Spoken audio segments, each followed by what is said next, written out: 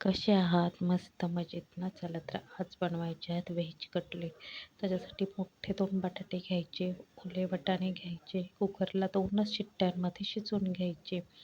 भाज्यांमध्ये मी गाजर, लाल आणि हिरवी ढोबळी मिरची, कांदा, मसाल्यांमध्ये पेरी पेरी मसाला आणि मिक्स हर्ब्स घेतलेले आहेत.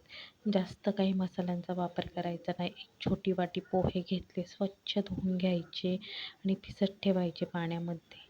जे आपण वाटाणा आणि बटाटा लावला होता तोही उकडलेला आहे, असा मॅश करून घ्यायचा मॅशरच्या साहाय्याने. सगळा मॅश करायचा. आपण ज्या भाज्या घेतलेल्या आहेत त्याही सगळ्या घालून घ्यायच्या त्याच्यामध्ये. गाजर, ढोबळी, कांदा, मसाले पण घालून घ्यायचे. सगळं मिक्स करायचं. तुम्ही ह्याच्यामध्ये आणखी भाज्याही घालू शकता. कणीसही घालू शकता आवडत असेल तर. दुधी भोपळाही घालू शकता थोडासा बटाट्याबरोबर उकडला तर तोही छान लागतो. मसाले घालून घेतले, मीठ घालून घ्यायचं. जे आपण पोहे भिजवलेले आहेत तेही घालायचे. पोहे एकदम सगळे घालायचे नाहीत, थोडे थोडे करून पोहे घालायचे. सगळे एकदम घातल्यावर आपल्याला अंदाज येत नाही, मग पोहेच खूप होतात. इथे आपण मैदा किंवा कॉर्नफ्लॉवरचा वापर करणार नाही आहे, फक्त पोहेच वापरायचे आहेत. सगळे असे छान मिक्स करून घ्यायचे. मी जे ठेवलेले पोहे होते तेही परत मिक्स केले. बटाट्यांमध्ये जे पाण्याचं प्रमाण असतं ते पोह्यांमुळे शोषलं जातं. त्याच्यामुळे आपल्याला इथं मैदा किंवा कॉर्नफ्लॉवरची गरज पडत नाही. इथे सगळं पीठ मळल्याच्या नंतर मी बटाटे वगैरे मी इथे पावभाजी मसाला घेतलेला आहे तो घालून घ्यायचा. त्याने टेस्ट ही खूप छान येते आणि खायला पण खूप छान लागतात.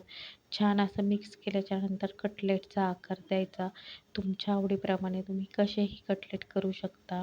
अशा पद्धतीने मी सगळे कटलेट जे आहेत ते करून घेतलेले आहेत. आपण राहिले तरी ते डीप फ्रीजरमध्ये ठेवू शकतो पॅक बंद डब्यामध्ये.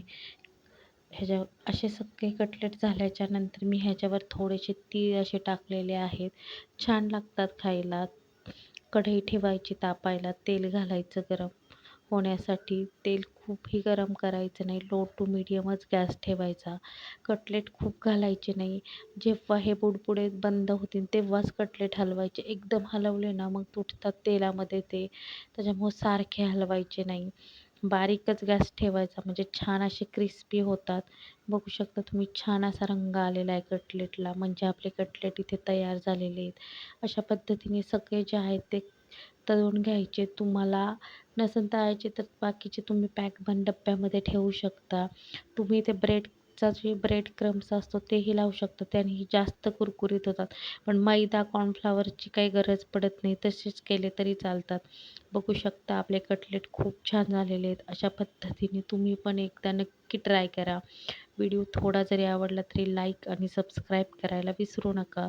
मी हिरव्या चटणीबरोबर सर्व केले होते आणि टमॅटो सॉसही होता, त्याच्यामुळे खूप छान लागतात. चला तर मग बाय.